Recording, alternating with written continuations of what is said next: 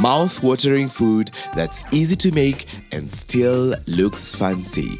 That is Karen Rollier's speciality. With her cooking videos, the Nairobi-based influencer inspires thousands of people online. How has she managed to turn her passion for food into a viable career? Let's find out. I do or make beginner-friendly recipes online for people of all ages to be able to enjoy very, very delicious food. It's normal food that we make at home, just a bit more elevated. It's bougie. It's a bit, it's a bit classy. Karen, who shops at the local Rongai market, doesn't shy away from simplifying. But how come that this avid filmmaker went to make just food? Before we get to know why she chose the kitchen as a workplace, let's check one of her recipes. So today we're going to be making some lemon drumsticks, some lemon and herb drumsticks, served with some potatoes. So this process is very simple. We are just marinating the chicken with some lemon and herb spices. I am also going to add in some paprika. I will add in some more black pepper for that kick, onion powder. I will then give this a very good massage and let it marinate for 2 hours. Meanwhile, Karen prepares the accompanying potatoes.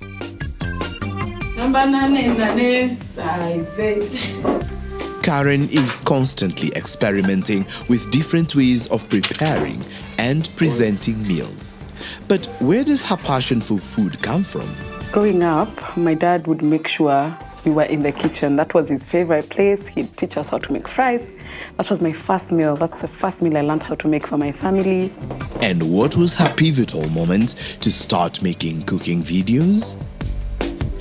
My male friends, very, very big on my male friends because they also wanted easier recipes than what they'd seen already online for them to be able to cook for themselves and enjoy the meals they were having. It's family-friendly recipes that Karen is known for. What else makes her food content so unique? The way that I keep my viewers glued to my content is my style of shooting. Her skills as a filmmaker helped Karen build her online community. But in terms of cooking, what is the most important thing to know? I use very local ingredients that you can find at your local mama mboga or at the supermarket. They are also cheap to find as well, or things you have in your garden already or pantries. Born and raised on the Kenyan coast, Karen's recipes have a rich influence of the Kenyan culture. Aside from just preparing simple meals, how does she put her heritage into her social media appearance? I still use the basic knowledge from what I have been taught or what I have learned, because sometimes before I make a recipe, I have to do my own research. Say, if I'm trying to make a meal from a tribe or from a part of the world I have never been to or eaten, I like to research on that so that I also do not lose what the cultural meaning of the meal is while trying to make the meal bougie and enjoyable for every palate. By now, her craft has earned her several partnerships with big brands, which today is her main source of income. A typical influencing gig begins from a client sourcing you out or poaching you from your social media.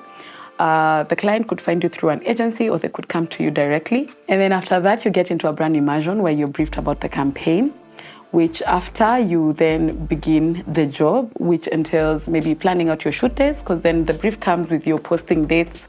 It comes with, the do's and the don'ts of the campaign.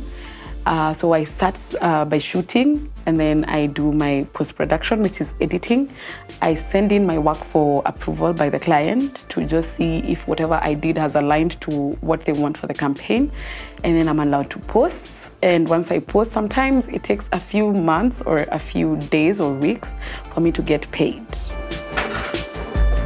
Thanks to her skills and passion, Karen Rollier has managed to build a career as a content creator, a business model on the rise.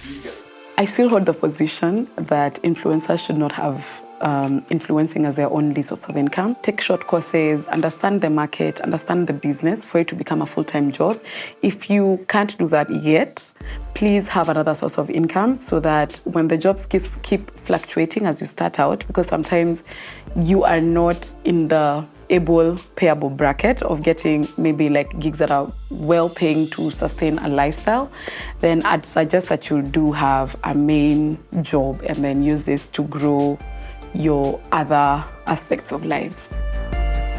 By simplifying traditional recipes and sharing those on social media, Karen found a unique way to draw more people to enjoy the rich taste of the Kenyan food culture.